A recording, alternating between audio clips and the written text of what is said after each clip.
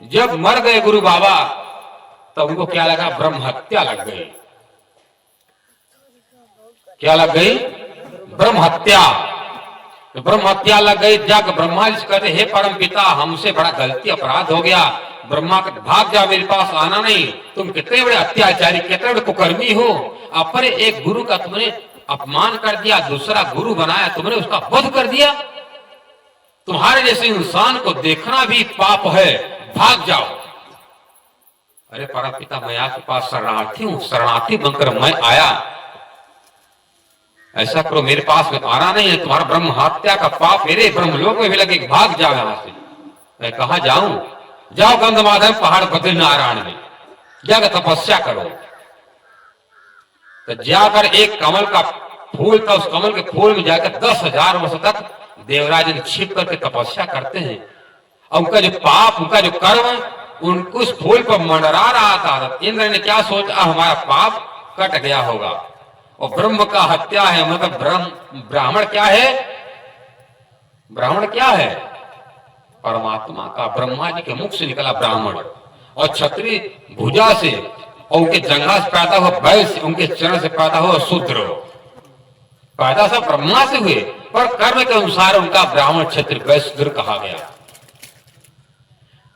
ब्राह्मण का पूजा सब देवी देवता करते हैं, पर आज का समय ऐसा हो गया, ब्राह्मण अपने कर्म से पथभ्रष्ट हो चुका है। और तुलसीदास जी कहते हैं, जिसको तुम गुरु मानते हो, बाबा मानते हो, पूजे विप्र सकल गुण हीना, अशूद्र न पूजे वेद प्रवीणा। वो गुरु करने लायक नहीं है,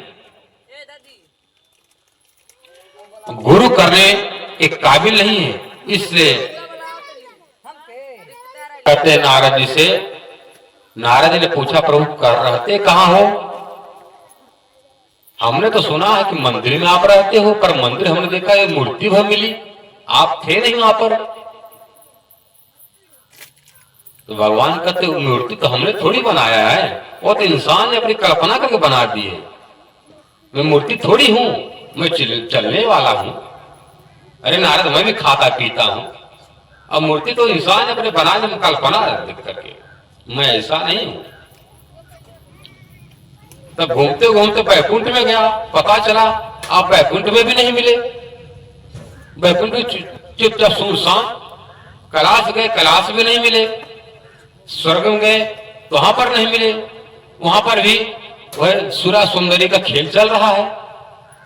सुरा मतलब मदिरा और सुंदरी मतलब अप्सराएं, जिस पर मन आ जाए चलो, वही काम स्वर्ग में, वही काम वैकुंठ में भी।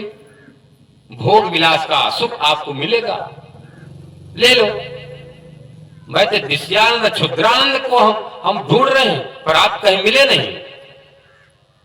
प्रभु बड़ा हमको दुख हुआ, भाई मैं खोजते खोजते आपको गया, पर आप मिले नहीं, मैं कहां जाऊं? तो बताया आप मिल गए हो, एक बार बता दीजिए भाई। कोई पूछता हमसे, नारद तुम सबके गुरु, तुम्हारा तो भगवान के पास आना जाना तांता लगा रहता है, और तुमने क्या भगवान को देखा है, कहीं पाए? कहते हम जब हमको मिले नहीं, हम क्या बताओ। आप मिल गए हो तो बता दो, रहते कहाँ आप? तो भाई कोई हमसे पूछे, हम सीधा कहे, भैया जाकर मधोलिया में राम भगत जी की आप देख लेना, वहीं पर बैठा रहूंगा, वहां पर मैं बैठा रहूंगा। अब आओगे नहीं तो देखोगे कैसे?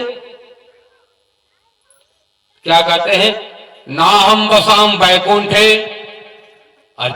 नारद, हमको मंदिर में ढूंढते हो, वे मंदिर नहीं मिलता। मंदिर भी इंसान ने बनाया है, मूर्ति भी इंसान ने ही बनाया है, और मैंने इंसान को बनाया है। और जो जिसको मैंने बनाया है वो हमको बना सकता है, बना सकता है।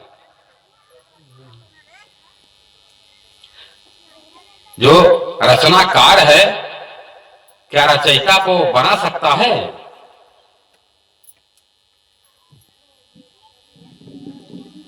जैसे ये माइक बज रहा है, कोई कारीगर ने बनाया।